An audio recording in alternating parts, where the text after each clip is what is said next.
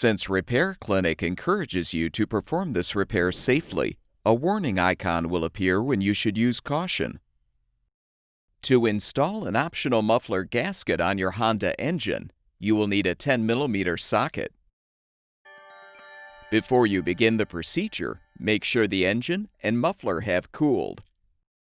Use the 10mm socket to unthread the 3 mounting screws, securing the muffler guard.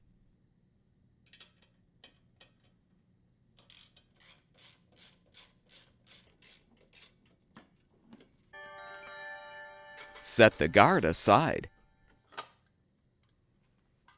Next, use the 10mm socket to unthread the 2 bolts, securing the muffler itself.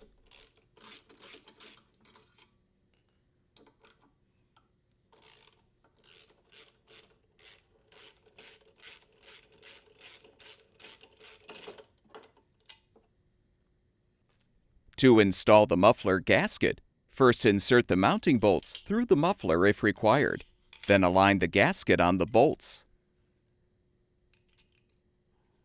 Position the muffler on the engine block and thread the bolts to secure.